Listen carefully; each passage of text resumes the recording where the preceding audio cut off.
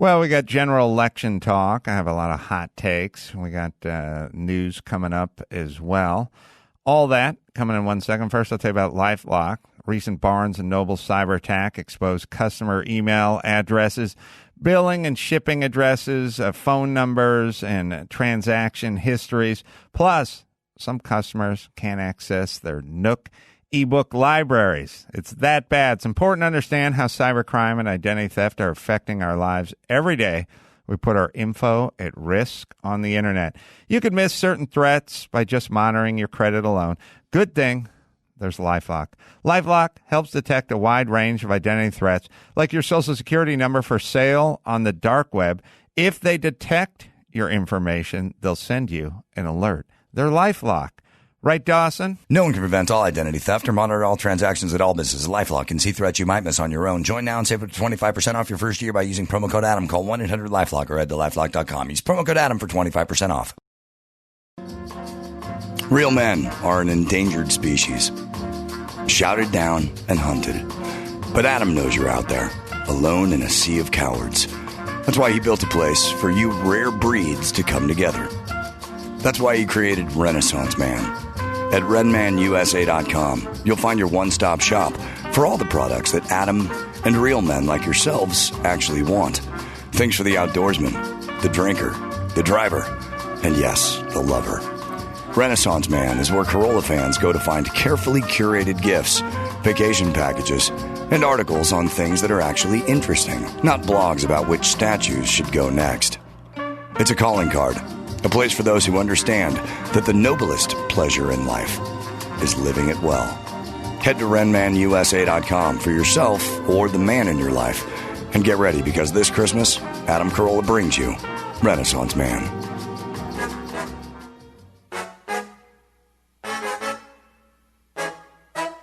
From Carolla One Studios in Glendale, California, this is the Adam Carolla Show. Adam's guest today, Dr. Drew, with Gina Grad on news and Bryan on sound effects. And now, instead of voting, he drove to stores boarding up in case riots and critiqued their plywood hanging. Adam Carolla. Yeah, get it on. Got to get it on. No choice but to get on. You mandate you get it on. Thanks for tuning in, and thanks for hitting that little share button. Good day, Gina Grad. Good day to you. Handball, Bryan. Dr. Drew in the hizzy.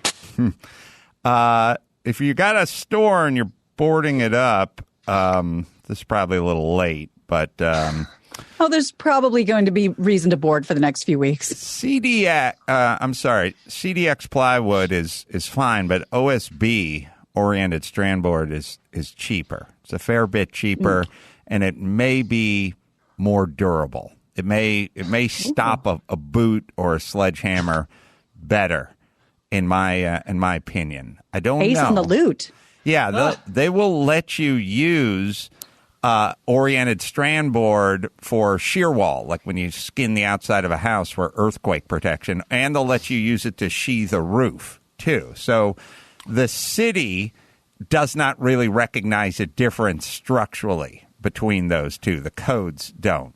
And I think, what is a MaxPad? A half-inch sheet of exterior ply, by the way, Home Depot, and a half-inch sheet of oriented strand board. I got to believe the oriented strand board's cheaper. You know, I'll tell you, after all the shit goes down and the dust settles, there's going to be a lot of killer skateboard ramps out there. Oh, yeah. Because... Sure. Good pieces of big flat wood going to waste. There's going to be lots of plywood out there in circulation, and I mean, I don't know. I'm such an idiot. Like, I see all you see on the news is footage of guys sinking drywall screws into plywood and boarding up stores, and I'm like, hey, you should really use zinc screws for that. The drywall screws aren't strong at all. They're really brittle. Adam the friendly looter. Yeah.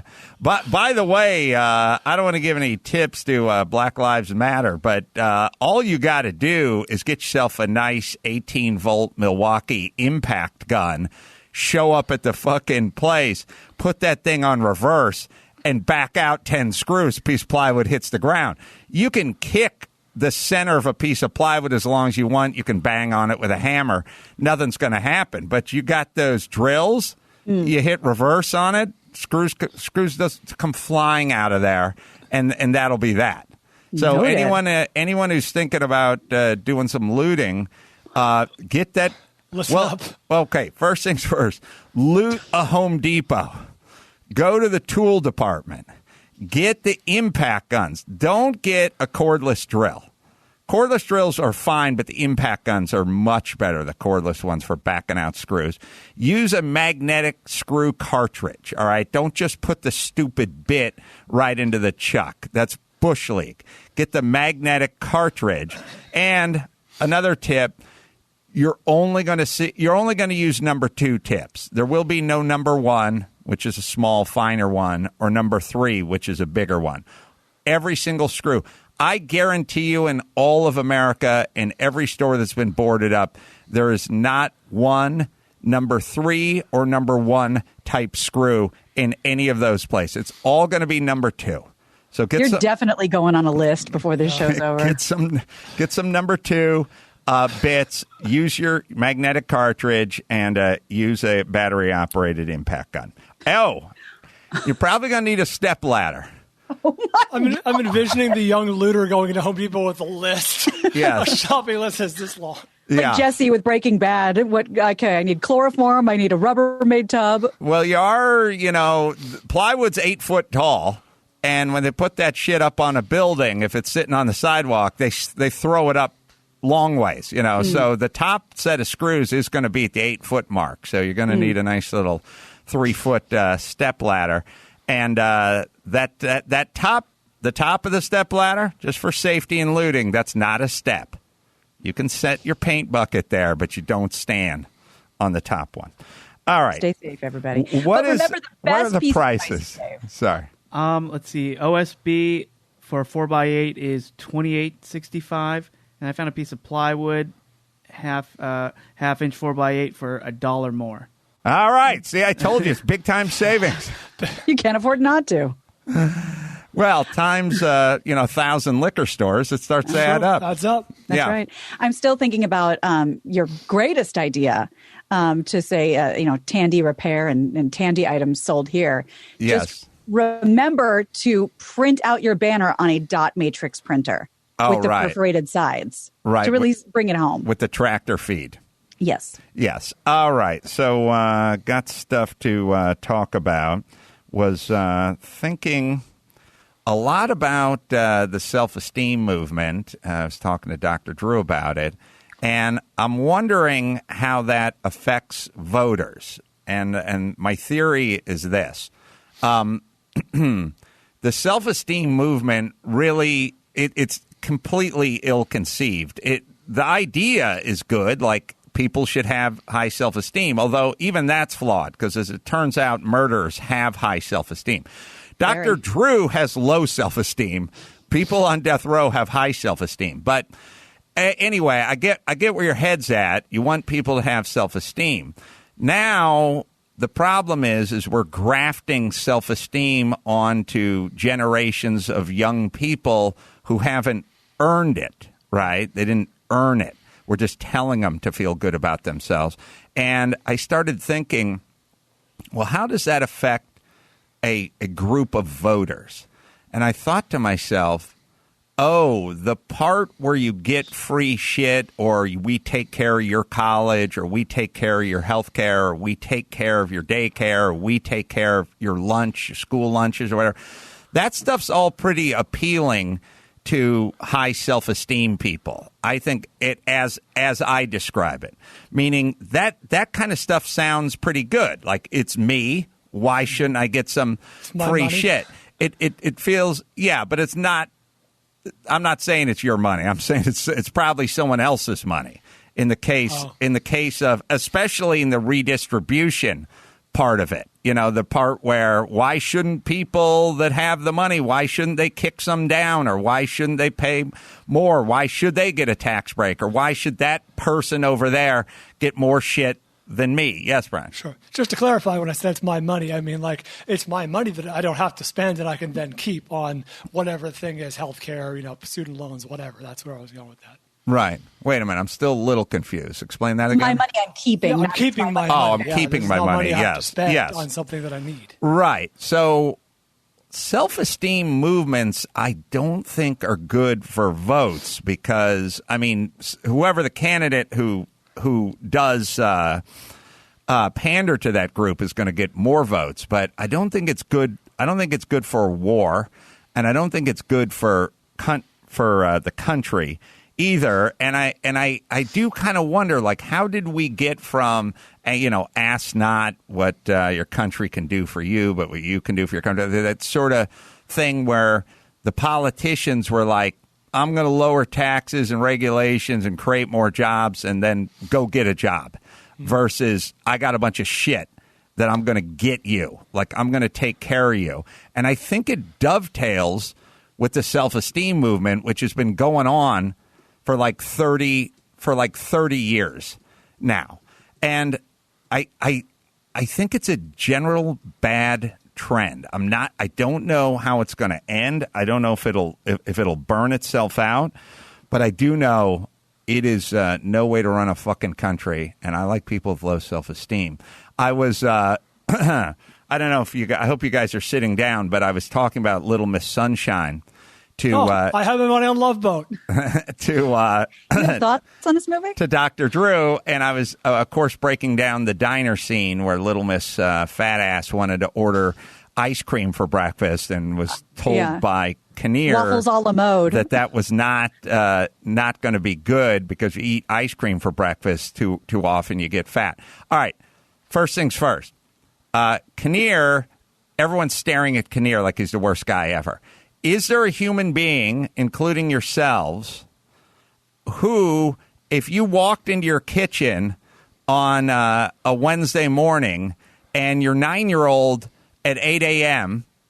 was making a bowl of ice cream, is there a parent in the world that wouldn't go, hey, no, we don't do that? So that's a sometimes treat. That's not for breakfast. Right. So why is Kinnear the heavy in that scene? But Dr. Drew pointed out something connected to the self-esteem movement that's in that scene where the mom had to talk to Little Miss Sunshine and explain her self-esteem to her. So I'll play the scene, and there's a little scene within the scene, and that's the self-esteem thing. What's this movie? 20 years old now? Must be. Came out in the late. Oh shit! I don't even know this. Came out in 06. Oh, 06. Wow. All right, it's coming up on 16 years, 15 years. All right, play it. Sorry. Olive, can I tell you a little something about ice cream? Well, ice cream is made from cream, which comes from cow's milk, and cream has a lot of fat in it. Richard. What? She's gonna find out anyway, remember? What? Find out what? Well, when you eat ice cream, the fat in the ice cream becomes fat in your body. Richard, I swear to God. It's true. What? What's wrong? Nothing's wrong. By the way, stop it for a second. What if this was happening in someone's kitchen? Mm-hmm. What if, like, I came down and, well, I'm not a good example.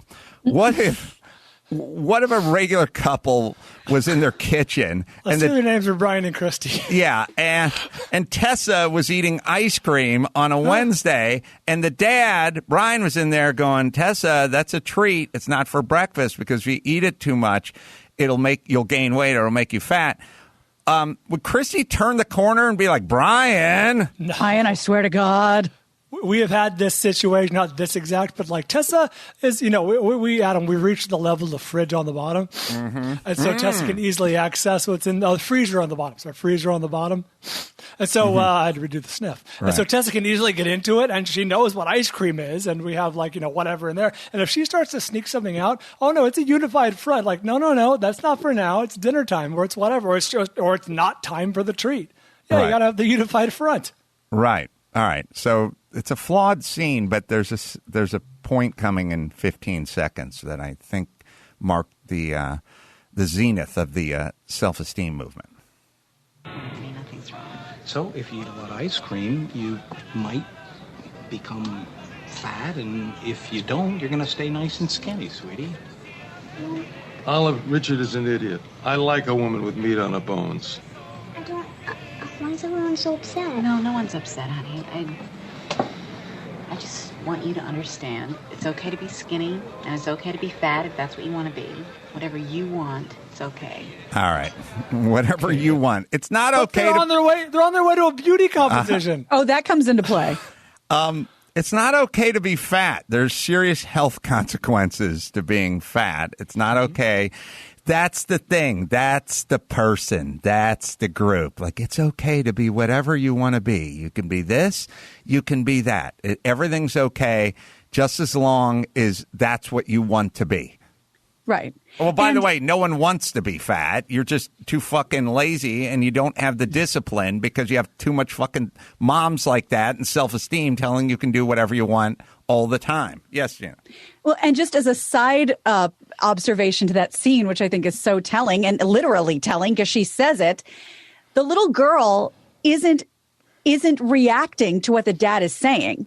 Right. So maybe without everybody else, that would have been a normal conversation. She's reacting to how upset the family is getting around him. Mm-hmm. Mm-hmm. So I think that's something to to press down upon. I agree. Then I talked a little more in depth about self-esteem with Dr. Drew, and Drew has no self-esteem because Drew had kind of a bad mom in the self-esteem department. I've never heard about this. He doesn't bring it up that much, but she's been gone for long enough. His mom was like kind of into... Perfectionist? No, she was just kind of into her shit and not really into Drew's shit. So wasn't she a singer or an actress? Yeah, she was the star of The Great White Way back when you could say that. There's a long story to the mom, but the mom was not a mom in a traditional way. You know what I mean? Not maternal. Not maternal. And so he has low self-esteem. Now, he understands that he's educated and he's a doctor and he's high functioning, and he understands what he's able to do and he owns it. But his core, the core is the self-esteem.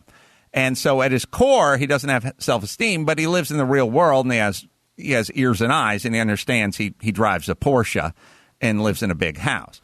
And I said, yeah, I'm the same way. My mom was a bad mom. I got no self-esteem because I really think the core of the self-esteem, the part that's in kind of your marrow and you're at a cellular level, that has to start shortly after birth, right? Like that just looking into the eyes of the mother. So that stuff plays out at home. And then at some point, you get your self-esteem through being a star athlete or whatever, but you never really have self-esteem, or never to the level that some people will have it if they're mom. It's provided by the mom. Dad helps, but mom is really that. And the doting moms and the high attention moms, and believe me, I've had these roommates, high self-esteem. You don't want to live with a high self-esteem roommate. It's the fucking worst experience ever. But it's given by the mom initially, and Drew didn't have it. I didn't have it. But we have a different form of it, which is sort of synthetic, that's just really based on merit. You know, it's based on plaques or degrees or trophies. Yeah, you've accomplished things in your lives. Right. So ours is sort of on that. Now, when I was 19, I didn't have either. I didn't have the mom one, and I didn't have the accomplishment one. And that's why when somebody said, I can get you a job digging ditches, I was like, where do I got to be? I didn't go, fuck that. I'm not digging ditches. I'm going to be a comedian. Yes. From my very outsider point of view, I would argue that your mom did more damage to your self-esteem than on average, you know what I mean? Because you had accomplishments. You were all Valley football. We had a teacher who was on the show of yours who said you were popular and the girls liked you and you were nice. Granted, maybe you weren't like the lady killer of the school, but you should have had at least slightly above average self-esteem. Yeah, it gives you look at yourself through those goggles the whole time, and it's like, so big deal. Right. So I got a call up here from Minneapolis that has thoughts on this, so we'll take it. Kyle, 33, Minneapolis. Yep. Thoughts, self-esteem. Oh, yeah. Hey, Ace, man. Sorry about that. Hi, Guy. Hi, Guy. Mm-hmm. So, yeah, when it comes to self-esteem, and you've talked about this in the past, I'm a long-time listener, and 10 years ago when I started listening, I had low self-esteem. Why? Because I was 22 and broke and had no achievements. And so I think that's probably the healthy thing at that point. You're driven to attain some self-esteem. And, I had a pretty good childhood. But then as I achieved things, got married, bought a house, got a good job, and all those things, now I have fine self-esteem because I've actually achieved something. And I think that's the healthy approach. I think it's normal for guys, especially in the early 20s, to have, low self-esteem, as long as okay, I need to take these steps to then build up your self-esteem. Right. But so how was your mom, and where does she play in? Like, if she's from Minnesota, she was doting. She made plenty of hot dish. Mm-hmm. She knew that nothing made Kyle happier than a nice tater tot casserole. Work utter bomb into this soliloquy. When his little fingertips would get chapped. I know it's true, honey. I raised you. I've known you for 33 years. Your little feet would get chapped at night because the air was so dry. We didn't have a humidifier. So I rubbed that utter bomb on your heels, and you just said, "Oh, thanks, Mama." And I said, "Anything for you, Kyle. Now go to sleep. We love you. We'll see you in the morning for some cream of wheat before school and prayers, and you have yourself a good night, honey." Oh, beautiff Gina. You betcha, Mom. You betcha. Okay, honey. Love you. It's cathartic. Yeah, no, that hit close. By the way, thanks, Ace Man, for the fantastic looting talk too. That's great tips for us here in Minneapolis coming into tonight. $1 a sheet, times 4 sheets. That's almost $5 there. Nothing to sniff at. That's a 6-incher at Subway. You hear me talking? Okay, yeah. Thanks, Kyle. Dawson, Thanks, I think you had a mom that loved you. Probably still does. Absolutely. You have high self-esteem on a cellular level. No. Believe me, my father was the antithesis of that. So I had a nice effing balance. And that's good, but I don't know that the dads can undo it.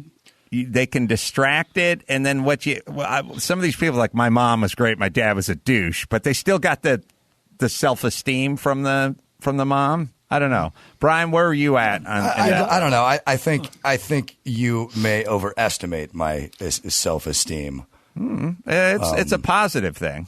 It's healthy. Yeah. My mom is a complicated woman. She was definitely a loving mom. Hold on. Sorry. What? We must tell the Lisa Loeb story. My challenges doesn't self-esteem. Okay, here's the Lisa Loeb story. She had a TV show where she was trying to find love. We were trying to figure out in the meeting, what should we do with Lisa Loeb? I go, hey, I'll go out on a date with her. I had a crush on her. Thought she was cute. Mm-hmm. He found it amusing. Yeah, still the story was a little different. Yeah, I know. I remember Dawson predicting a love match. Dawson's like, I'm going to go out with Lisa Loeb. And I was like, you are? He's like, yeah. And I was like, have you spoken to her? Well, not yet. She's not here yet. Well, there we go. And I thought, that's pretty good self-esteem. Yes. Great. Yeah, I would have. Her loss. Even you calling it a coin toss would have been high self-esteem. But sorry, Bryan. My mom was the loving mom. She was encouraging, all those things, but she was also tough. Like my mom, I was a decent writer at a young age. I was writing for my local paper when I was 12, and she was like, "Oh, you're a really good writer." And a lot of moms would have left it there. She was like, "Now you got to apply for this scholarship. Now you got to apply for this. Now you got to write to this person and ask for advice." She was very, what's the word? She would demand that you take advantage of your talents. You know what I mean? Mm-hmm. She wasn't resting on oh, you're really good at this. It was, oh, you're really good at this. Now do this and this and this and this. She pushed me. Yeah, I think that's good and good. I think that's good self-esteem. It sucked as a kid, but it was good for sure. And practical. Gina? My mother is, as she's always been, doting, lovely, as the kindergartners say in Zoom class, filling my bucket constantly, telling me that she would give me the world on a silver platter if she could. Is the relationship between a mother and daughter dicey for a few years? Absolutely. But she's a Jewish mother. I would say I got that stereotypical problem of I missed out on a few key events that I would have loved to do because she was afraid I'd lose my voice and I wouldn't be able to sing for the musical, or she's afraid I would get sick. So I didn't go party with all the kids when I should have, and I still rue the day. But very doting and very worried. All right. Next subject. Hey, yes. I'm sorry. Before we move off of this, it's come up a couple of times. The self-esteem thing, wanting how it affects voters. You want this and you want that and blah blah blah. And it made me think way back when we talked about it the first time. This great SNL sketch from I think it was '92 because it was Bill Clinton running for president and talking to voters town hall style. And I found the clip. Chris has it, and it's you mentioned it's going on for 30 years or whatever it is. That's Dana Carvey as Ted Koppel for Nightline, and this is evidence of what you're talking about because this is the stuff you're talking about today. Ma'am, do you have a question? It's like you look all around and you see all this stuff, and everybody's got stuff but me, man. It's like where's mine? Where's my stuff? I'm young, man. It's like I should have stuff too. Where's my stuff? Perfect. Well, that's a very good point. I hear this a lot, and I think if this election is about anything, it's about stuff. It's about the fact that under Reagan, Bush, Quayle, more people are working harder and harder for less. Yeah. Snapshot. It's your trouble in the Middle East on a weekend update. Yeah, I know. Starting the weekend update with trouble in the Middle East. All right. So as we tape this, we don't have any results. I assume Biden's going to win, but there's a couple things I'm wondering. Let's just say Biden wins. On election night, but we'll know, we'll know tomorrow, or just wins in general. Okay. Let's just say wins. Will we be able to get back? I don't mean necessarily as a society. Where is social media going to be? For instance, I was talking to Drew, who's getting ready to go to Mexico, and next week. And he said, I'm going to pack all of my COVID stuff, all my doctory stuff that I might not be able to get over there, and I'm going to take it with me. And I said, okay, what are you taking? And he said he named a few things and zinc and some other stuff that was prescription stuff. And then he said hydroxychloroquine. And I said, oh, yeah, remember when there was a big fucking deal about hydroxychloroquine and doctors put some shit out there and stuff got taken off of Twitter and Facebook or pulled off the internet or whatever it is. Mm-hmm. And I thought, I said, what was the big deal with hydroxychloroquine? Drew said, hydroxychloroquine is so safe that he was doing some research on it the other night for, I guess, his trip or whatever, for something else. He said it's so safe that if you're on it, and you're a pregnant woman, you can stay on it. Mm-hmm. And I thought, well, that sounds pretty fucking safe. You can't even stay on deli meat. I know, there's a lot of restrictions. Yes, that to me, to the lay person, that's if you can do it while you're pregnant, then that sounds safe to me. We went fucking ballistic on hydroxychloroquine, and the internet did, and social media did. By the way, in both directions, it was the savior and then it was the devil. Right now, I don't know who thought. I mean, it was the devil about 80% and savior about 20%. But doctors take it, or Dr. Drew takes it, or whatever it is. The pumped it up part, I get. People are looking for something. Why did everyone go ballistic on the dangers of it? And why did social media, why was shit being pulled down? Because it was dangerous information, except for it wasn't dangerous information. Like, can we get that? Can we get Twitter back? Can we get that social media back? Well, it was the source, right? That's what started it. Right. Trump said it sort of offhandedly. Like, he just said, I hear good things about it. And that was it. Like, that was it. So social media has fucked us up. I mean, they went hard. So the question is once Trump leaves, will they then look at it as not their job to get rid of Trump and let information just be shared in a normal way? Will they be as stringent about enforcing policies as they have been over conveniently the last 2 months? And they weren't even enforcing policies. They're just fucking pulling shit down and then going, oh, I guess we made a mistake. Right. You know, under the guise of enforcing policies. Will that get back to normal? Yes, to what we know as normal, I think absolutely you're on the money. As far as the users are concerned, will it just hot potato to another side of just the other side of the coin? Yeah, well, the users are going to be the users. I'm just saying, are the platforms going to edit like they did? And I don't see that anymore. So that's good. I can certainly see it tamping down post-election. This has been has been like a red zone for to me, they showed their hand, but if it goes away, good. If Biden wins, though, there's little chance that these social media companies will be held to any kind of standard. You think so?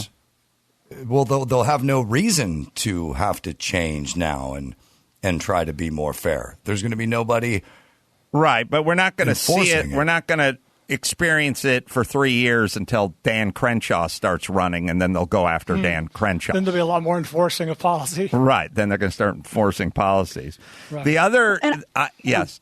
I'm sorry. I was just thinking about the thing that Mike Murphy said about how cable news stations will have to react. And it was really interesting. I think he was talking about MSNBC when he said, well, I don't know what they're going to do. They're really going to have to come up with something quick. CNN, it's great for Fox of this, but I don't know what they're going to do. And what I thought you were going to say was advocacy groups. If they don't have anything to push against, what's to be done? The other, my other wish for me, I sit around and I always think of the subject of school choice and charter schools and vouchers, because I think that's the best way to help the people that need it the most, the inner city kids. And statistically, I told Max Zapata to pull a piece of data or two, but the people that really benefit from the school choice and vouchers and shit like that are the poor kids in the broken down Baltimore school system who need a better place to go. That's right. So according to the National Charter School Study by the Center of Research on Education Outcomes at Stanford, they said that charter schools benefit students from poor families, black students, and Hispanic English language learners more than their peers in other groups. Overall, charter school students are faring better than they were just a few years ago, surpassing those in traditional public schools in reading gains and keeping pace in math. Okay, so here's a question. Why is Black Lives Matter against school choice? It seems like there's a layup. I have no idea why they could be against it. Gina? Anything that helps the community, it does boggle the mind. I think that there's a running sort of rhetoric that public school teachers are constantly, under the gun or under the whatever of having to swim upstream. So this is taking yet another possible advantage away from them. Why would Black Lives Matter? Young black kids. Your group is called Black Lives Matter. Why are you against school choice? The only thing I can theorize is that maybe is there an argument that it takes resources, tax money or whatever, away from the struggling schools and thus makes them worse? You could, but in the face of a better result and you are Black Lives Matter, why are you against it?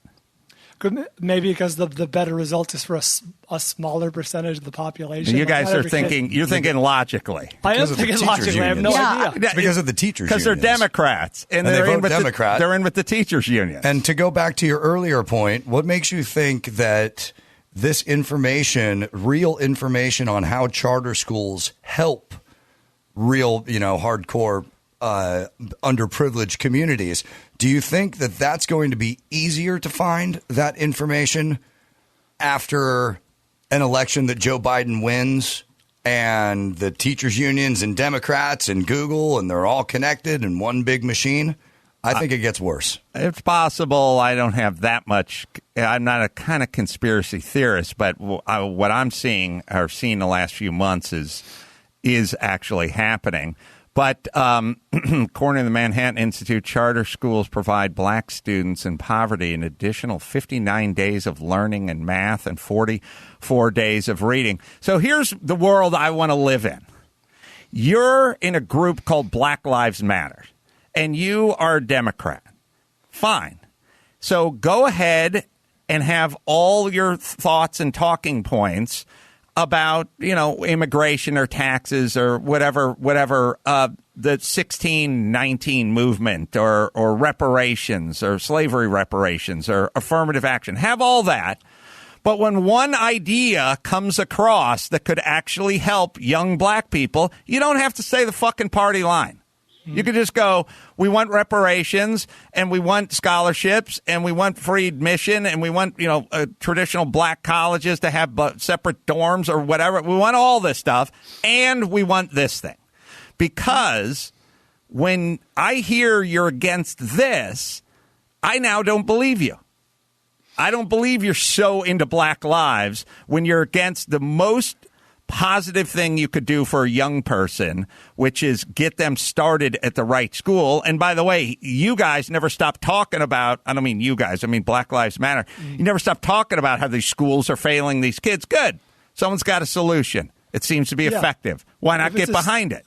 If it's as simple as teachers unions, that's pretty weak. Well, what else could it possibly be? We're struggling to come up with an idea. There is no other. It is a big, huge. First off, there's more teachers than there are, cops and firemen put together. Sure. It's a huge fucking voting block. They have a ton of power. The unions don't want the competition, so they just tell whoever's in Washington or Sacramento no, and they go along with it. That's scary. I'll play you a 9-second clip of if and when Biden gets in charge, I can tell you where charter schools are going. And so the point is, if I'm president, Betsy DeVos's whole notion from charter schools to this are gone. All right. Get rid of them charter schools. Maybe he just meant the whole notion of Amway and selling toilet paper to your friends is gone. All right, everybody. Yeah, that's what you want. That's what you're going to get. Fucking politicians. Both sides doing the same thing. The school thing drives me nuts because the kids are the pawns. The kids are the ones who suffer in this. And in terms of globally helping our society, this would be the best thing we could do. Well, there's a bunch of programs we got, but man, if we could have bunch of little black and brown good students coming out of these inner cities, it'd be such a palpable change. Sorry, Brian. Go ahead, Brian. Okay. Well, do your thing, man. Okay. Let me hit Madison Reed. Yes, Madison Reed, Mr. Everyone. So Madison Reed makes great hair coloring, and they make it for women, and everyone loves it. And at some point, they said, what about the fellas? So hence, Madison Reed, Mr. was born. So you want to get rid of some of that salt and add a little pepper? Madison Reed, Mr. Gray blending, natural-looking color for your hair and beard. You can see the before and after shots. Go to their website. They look great. No shoe polish look there. And, again, it's a natural look. You don't go Travolta circa 2011. Madison Reed Mister makes it easy to find the color, and you match it on the website.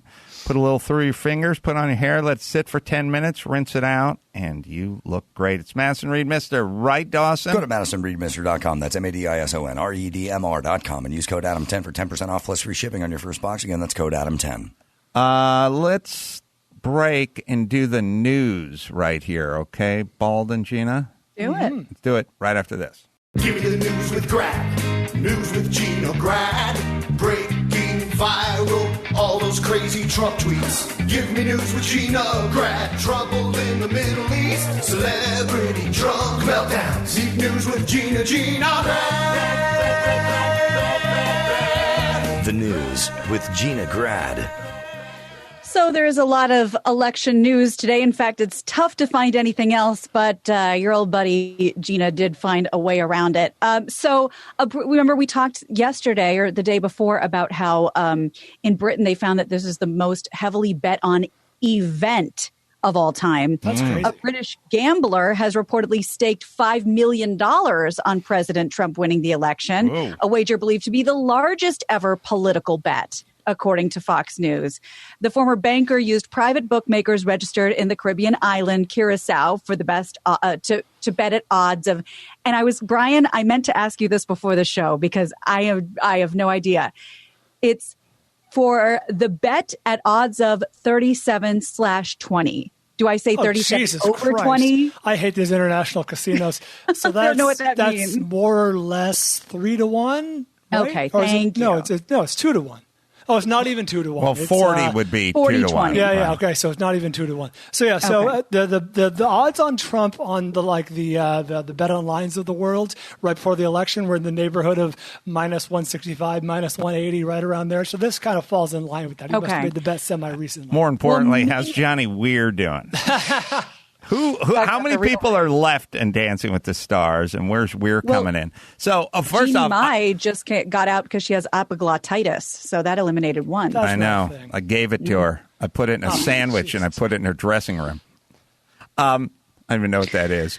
The point is this. I'm surprised anyone took that action because it's a lot of money. I have dealt with bookies before where if you want to do a shitload of money on something, and by the way, they're not paying you back $5 million, they're paying you back $10 million. Yeah. So that's a lot of dough. I'm surprised they took that action. But anyway.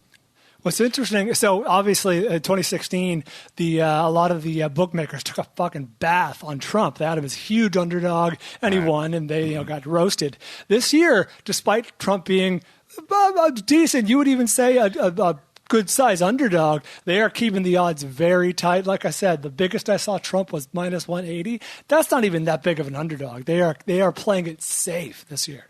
Johnny Weir -125. That's pretty good. Nev Schulman, Catfish, plus 250. Caitlin Bristow, plus 275. So Nev leapfrogged Caitlin, and then after that, remember when? What were we saying? Wasn't AJ McLean the favorite for 10 minutes? Second runner-up. Sure. Plus 1,600. Gee, what happened, AJ? Did he break a foot? Well, remember at the very beginning of this, he was a slight favorite, and Mr. Johnny Boy Weir Band. was right there. And I said, he's in a fucking boy band. The other guy's an Olympic ice dancer. Why we? Yeah, his odds have fallen precipitously, to say the least. Plus 1,600, yeah. All right, sorry. Well, lots of people expect this day and frankly, possibly the surrounding days, the next few days, to be the most stressful day of their lives. And new research from the American Psychological Association seems to confirm that. Their research found 68% of Americans say the 2020 election is a significant source of stress in their lives, up from 52%. And it seems the stress is equally felt regardless of party. 76% Democrats, 67% Republicans, 64% Independents. The most stressful day of your life? Yeah, I wish that was the most stressful day of my life. I was going to say, you've lived a very charmed life, I What think. I wouldn't give. Yeah. I think it was all the lockdown with the COVID going It's into this exacerbated thing. by COVID, for sure. Everyone is just sitting around watching TV all day and going nuts. Yeah, and that's the other thing. When, Bryan and I think both, but it's funny to talk about this because anyone listening is in the future and possibly knows what happened, but that this is going to drag out. Mm-hmm. And it's like, how much more hurry up and wait, we'll see, there's no end, there's no light at the tunnel. How much more of that shit can we take? Between COVID and the election. That's good for the news networks. You can take an infinite amount of it if you kind of unplug. you know? Yeah. Because then it sort of doesn't matter whether it's a little or a lot as long as you're not plugged into it, you know? Or, as you say, if you have real problems. Yeah, if you have real problems. This is not going to, hit your radar. But it's just the overall, like we've talked about this on the show, like, saying we'll reevaluate after the election, or as soon as the numbers are good, then we move to a different bracket. But then they move the goalposts. It's like, there's no data to look forward to anymore. And the election folds right into that. Yeah. Well, you should also know that, despite whatever CNN running around with their hair on fire for 4 years, when's the last time the presidency really changed anything in your life? It just doesn't. Like we got this whole thing where it's like, so if Trump gets 4 more years, this country's not going to be able to X, Y, and Z. California's a piece of shit. It's not because of Trump. Trump can't do anything over here. We are who we are. The states are the states. The doom and gloom, one way or the other, people get way too caught up in that. I agree. And this is almost the Lance Bass theory, because I don't think it's necessarily what the answer is. We just want an answer. Yeah. Just anything, like, just give us something to know. This is 8 months of like, we'll see. I feel like, any kid who is told for 8 months, we'll see, would be clinically insane by now, asking your parents. So I just want to know something. Yeah, I agree. All right. What else? Interesting fact, according to the New York Times, we know that Donald Trump is not a drinker. Did you know neither is Joe Biden? That in modern history, this is the first time 2 major candidates don't drink and claim to have never had an alcoholic drink over the course of their lives. That's weird. Wow. It's weird, right? Yeah. Teetotalers. At a wedding, toasting and sipping champagne. Yeah, that's weird. And they're both the I just don't drink. They're those right. guys. Right. Dane Cook is I just don't drink guy.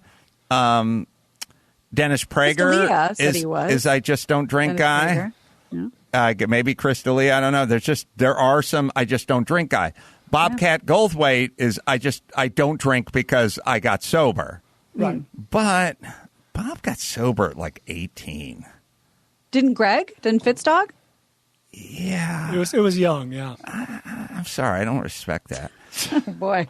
Yeah. You got to give it the old college try. Yeah. What kind of bottom can you actually hit by on your 18? 40th birthday, yeah. What happened? What was your bottom? I fell off my Schwinn.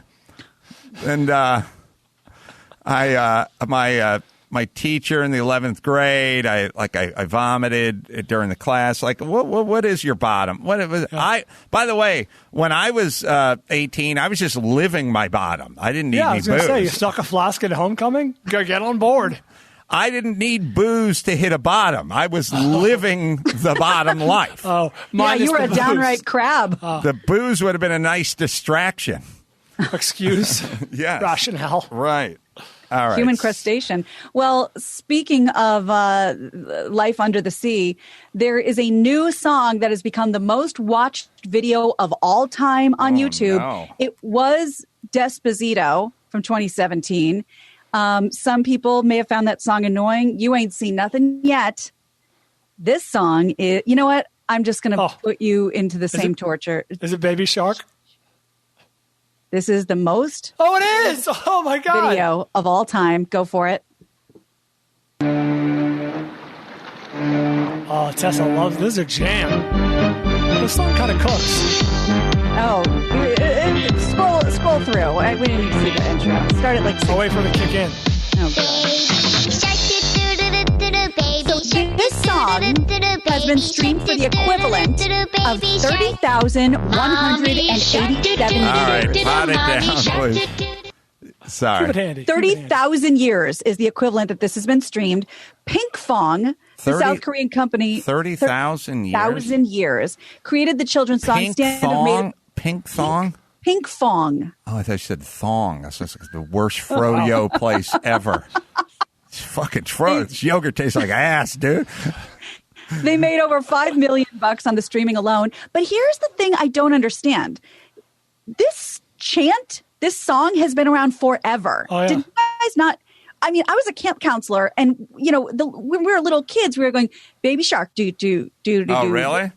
Yes. The song's old. Did not know that. Yeah, the original Baby Shark song was a nursery song from the 1900s. Wow. There you go. Pink Fong just took over. Yeah, they hyped it up. 30,000 years is the equivalent. Wait, they ripped off Jaws. I mean, they kind of sampled. Did Jaws and they ripped that shit off?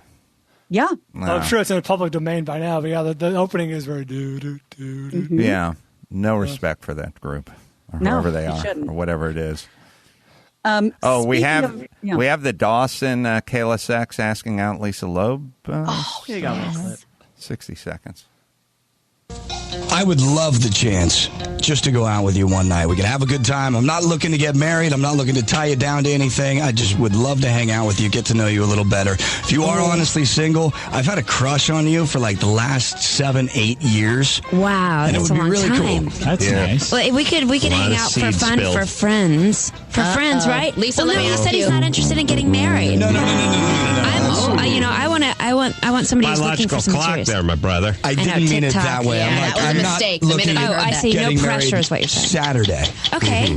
Do you want? Okay. Well, we can figure something out. Okay. Sounds about She right. started to soften by the Starting end. to soften. Sounds about right. Give it another 11 years. She melted. Yeah. All right. Good work, Max Spada. Sorry, where are we at? Well, I credit where credit is due. Bryan was the first person to send me this story that is now everywhere, and with good reason, because the visual is just chef's kiss. So the driver of a metro train escaped injury when the front carriage rammed through the end of an elevated section of rails and was caught by a sculpture of a whale tail near the Dutch port city of Rotterdam. You're seeing the picture. Train is literally jetted way beyond any ground and is just rolled itself right onto the tail of the sculpture. The authorities, the train was left perched like that for several yards, as you're seeing.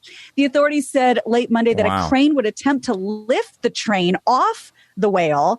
The architect who designed the sculpture told a Dutch broadcasting station he was pleased that it likely saved the driver's life. He was pleased. Yes. The company that operates the metro line said the driver was not injured. There were no passengers, but what a visual.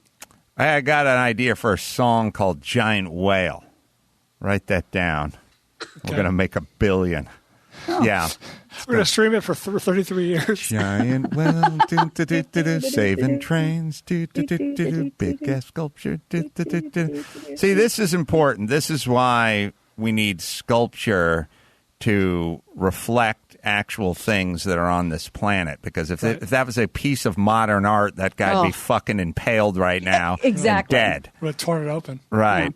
Yeah, I was thinking it's cool. It's like it's two things we don't really have. We don't have trains and giant whale tail sculptures. But Jesus Christ, that train ain't light. I mean, that tail fucking did its job. Yeah, and how? Yeah. All right. Awesome. Suspended in the air. Nice. Well, we talk a lot about, sports injuries come up all the time. That's just a part of being an athlete.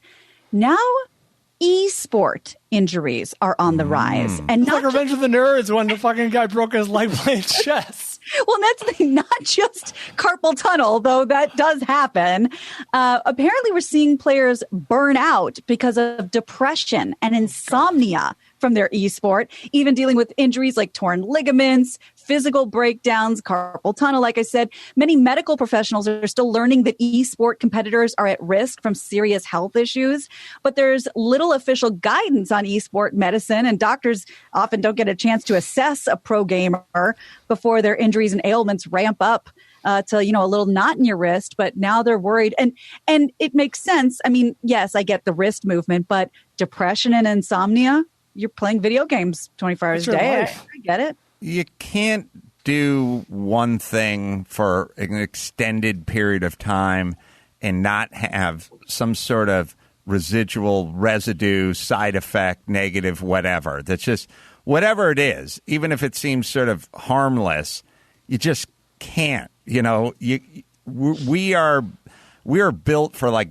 diversity. Like you got to go outdoors, then you got to get some air conditioning, then you got to work out, then you got to sleep. You know, our whole life is a sort of you got to eat, then you got to not eat for a while, then you got to exercise, then you got to rest. You know, then you have to be around people, you know, friends, whatever. Then you need to be alone for some period of time. You know, anytime you start really fucking with that balance, that's when people's lives get screwed up. Like they work too much, that's what happens, or too many video games, or especially with kids. You know, they have to go do this, whatever it is. They end up being Todd Marinovich, or their dad, you know, has them in the weight room when they're 11 years old, and it never their right arm behind their back. Right. It never has a good. It never has a good ending. It's like total.